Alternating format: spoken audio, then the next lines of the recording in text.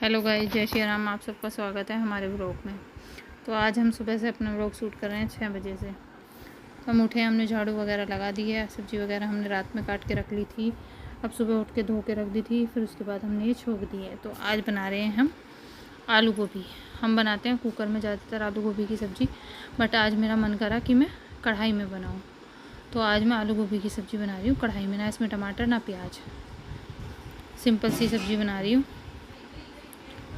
अब मैं इसमें डाल दिया मैंने हल्दी, नमक और मिर्ची नहीं डाली, हरी मिर्ची डाली है इसके अंदर मैंने। तो मैं आज बना रही हूँ आलू गोभी की सब्ज़ी सुबह में। तो हमारे बच्चों को पसंद है सिंपल सब्ज़ी, तो इसलिए हम सिंपल ही बना रहे हैं बिना मिर्ची की। मिर्ची कम से कम खाते हैं बच्चे ना। तो इधर हमने सब्ज़ी अपनी छोंक दी है। तो सब्ज़ी छोंक दी है इधर मेरी, छुप गई है। मैं इसको ढक दूँगी प्लेट से। ना मैं इसमें टमाटर डालूँगी, हल्दी और नमक और हरी मिर्ची का छोंक लगा के हमारी आलू गोभी की सब्ज़ी कितनी सुंदर सी लग रही है ना हमारी आलू गोभी की सब्ज़ी। जो इसके पत्ते वगैरह थे, डंडी वगैरह थी ना, वो सब हमने कट कर लिए। ग्रीन ग्रीन जो थी ना, वो सब हमने कट कर लिए, क्योंकि वो फ्रेश नहीं है। जो साफ़ होते हैं तो उसको भी हम काट के बना लेते हैं। तो ये रही हमारी आलू गोभी की सब्ज़ी। बस मैं बनाती हूँ कुकर में। आज मैंने बनाई है कढ़ाई में खुली खुली सी, क्योंकि गोभी की सब्ज़ी है ना खुली खुली सी अच्छी लगती है। तो आज मैंने बनाई है गोभी की सब्ज़ी कढ़ाई में। बच्चों को दिए थे मैंने आलू के पराठे। 2 बच्चों को आलू के पराठे, 2 बच्चों के लिए उपमा और सबके लिए आलू गोभी की सब्ज़ी। देखो ये बनाया मैंने उपमा, हमारा उपमा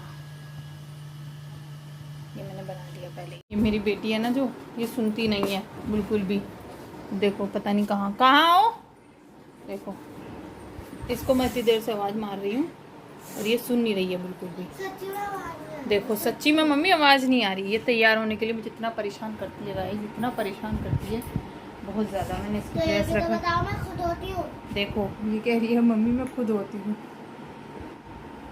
कैसे कैसे खुद से होती है ना, खुद से होती है मेरी बेटी तैयार। चलो मेरी बेटी तैयार हो रही है गाइस, अभी मैं आप लोगों से मिलती हूँ दोबारा। मेरी बेटी खुद से तैयार होती है भाई, ये तो कोई बात नहीं है। तो गाइस ये हमारे घर में शाम के टाइम इवनिंग में बनाया आज कुछ अलग। तो ये था बेसन में मैंने मंदी गैस पे घी में भून लिया था। तो मैंने कहा पता नहीं क्या बनेगा। तो हमारी बहू ने कहा कि चाची इसमें तो दूध डलेगा। मैंने कहा अच्छा। कह रही थी कि ये सीरा बनेगा। मैंने कहा अच्छा। तो उसने दूध डाला इसके अंदर, तो दूध डाल के इसको घुमाते रहे, बट ये थोड़ा टाइट हो गया था, वो थोड़ा पतला होता है। बहू ने जो ना इसके अंदर दूध डाला तो ये थोड़ा टाइट होता है। हमने इसके अंदर डाला 4-5 गिलास दूध, फिर भी हमारा जो है ना बेसन टाइट मतलब पतला नहीं हुआ। तो हमें ज़्यादा हो गया था हमारा बेसन, थोड़ा टाइट ही होता जा रहा था। बट हमने इसके अंदर काफ़ी सारा दूध डाला, फिर भी ये सही नहीं हुआ हमारा। यह है आज सीरा, खांसी जुकाम के लिए सीरा। इसके अंदर डला है दूध, बेसन में घी में भून के दूध डाल। तो इधर हम कुछ बनाने की कोशिश कर रहे थे, चाय और चिप्स भूनने की कोशिश कर रहे थे।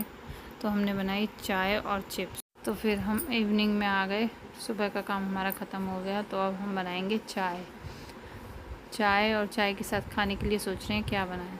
तो मैंने रखी कढ़ाई में बनाऊंगी मैं पोहा और वो मूंगफली की गिरी डाल के उन्हें तलूंगी कढ़ाई में। ठीक है, एक तरफ मैंने रख दी अपनी चाय बनने के लिए। शाम की चाय बन रही है इधर मेरी, और इधर मैं चिप्स और पोहा बनाऊंगी। चिप्स और पोहे को जो है ना कढ़ाई में छन्नी रख के उसमें मूंगफली की गिरी डाल के उसे फ्राई करूंगी और फिर उसे खाएंगे हम। उसमें नमक, चाट मसाला ये सब चीज़ डाल के उसको खाएंगे। इधर मैं अदरक वगैरह कूट रही थी चाय में डालने के लिए। तो अदरक मैंने कूट लिया, चाय में डाल दिया। तो मैं सोच रही थी क्या बनाऊँ। फिर मेरे दिमाग में आइडिया आया कि मैंने कढ़ाई रख दी है अपनी और उसमें डालूँगी मैं तेल।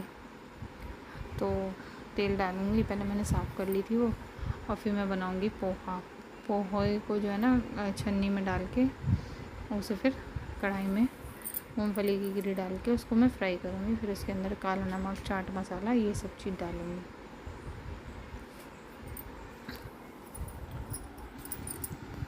तो आप लोग भी ऐसे ही बना के खाना इवनिंग में अपने घर में चाय के साथ।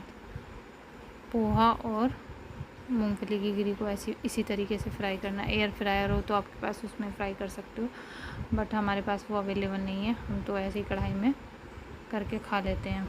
अवन तो है बट अवन को हम यूज़ नहीं करते, ज़्यादातर गैस पे ही काम करते हैं क्योंकि जल्दी का काम होता है। तो मैंने तेल डाल दिया है कढ़ाई में। ये मैंने प्याज निकाली है, हरी प्याज। अब इनको काट के रखूँगी, देखती हूँ शाम को क्या बनेगा। शाम को सोच रही हूँ तोरी की सब्ज़ी बनाए, तो हमने तोरी की सब्ज़ी बनाई शाम को, और ये सुबह के लिए कट करके रखी मैंने। तो मुझे टोकरी में कुछ नज़र आ रहा था, मैं देख रही थी क्या है क्या है क्या है, वो मुझे दिखाई नहीं। फिर वो मैंने ध्यान से देखा तो वो टूटी हुई थी, टूट रही थी। मैंने सोचा बाल है, बट वो बाल नहीं था, वो टूट रही थी। तो मैं उसको ध्यान से देख रही थी। मैंने कहा मेरी आँखें कितनी कमज़ोर हो गई हैं। तो बस इधर हम बनाएंगे अभी पोहा। तो देखो मैं ये उसको इधर मैंने दूध डाल दिया, मेरी चाय उबल गई है, और इधर मैं डाल रही हूँ चाय में दूध। मैंने दूध अपना डाल दिया है। उधर मेरी कढ़ाई में तेल गरम हो रहा है। बस तेल गरम हो जाएगा तो मैं जल्दी से पोहा फ्राई करूँगी। मैंने ये छन्नी में कर लिया है मूंगफली की गिरी और पोहे को एक साथ, ठीक है। और अब मैं इसको देखो फ्राई करूँगी इस तरीके से। तेल मैंने थोड़ा गिरा था तो इसलिए हो नहीं पा रहा था, तो मैं पोनी की सहायता से इसको ऐसे ऐसे चलाऊँगी। पोनी से है ना, कढ़ाई में रख के लोहे की छन्नी में डाल के ये पोहा और ये मूंगफली की गिरी, और इसको मैं इस तरीके से चला के फ्राई कर लूँगी। और फिर इसमें चाट मसाला, नींबू, काला नमक, सफ़ेद नमक डाल के हम इसको खा सकते हैं। तो आप लोग भी ट्राई करना अपने घर में इवनिंग में चाय के साथ खाने के लिए। कुछ मन ना करे खाने का या कुछ हो ना खाने के लिए, तो पोहा रखा हो तो इस तरीके से फ्राई करके खा सकते हो आप चाय के साथ। बट हमने खाया आज, अच्छा लगा। और फिर हमारे पास चिप्स वगैरह रखी थी, कचरी वगैरह रखी थी, हमने सोचा चलो इन्हें फ्राई कर लेते हैं। फिर हमने वो फ्राई करी। तो ये तो मेरा अच्छे से फ्राई हो गया मूंगफली की गिरी के साथ। मेरा फ़ोन जो है ना थोड़ा दूर रखा था मेरा। इधर चाय भी मेरी उबल गई थी। वो विंडो से बाहर वो खड़े हुए थे, तो वो मैं उनसे पूछ रही थी कौन है कौन है कौन है। तो ये तेल सारा जो है ना निकल जाएगा, उसमें नहीं आएगा। जो आएगा तो वो मैं कटोरी के ऊपर रख दूँगी इस छन्नी को, तो सारा उस कटोरी के अंदर आ जाएगा। ऑयल जितना भी रहेगा ना वो छन्नी से बाहर निकल के कटोरी के अंदर आ जाएगा। कटोरी को प्लेट में रख के और उसके अंदर रख दूँगी इस छन्नी को, तो सारा ऑयल निकल जाएगा। फिर मैं इसको प्लेट में करके और इसमें काला नमक, चाट मसाला और ये सब चीज़ डाल के और फिर हम चाय के साथ खा लेंगे। तो इधर मैंने ये बना लिया था। इधर मेरी कचरी भुन गई थी, डाल दी थी मैंने क्योंकि मेरा तेल हो गया था बहुत तेज़। तो मैंने दूसरी प्लेट ना लेके मैंने स्लिप पे रख ली थी अपनी, वो मैंने कहा ऐसे ही डालती रहूँगी।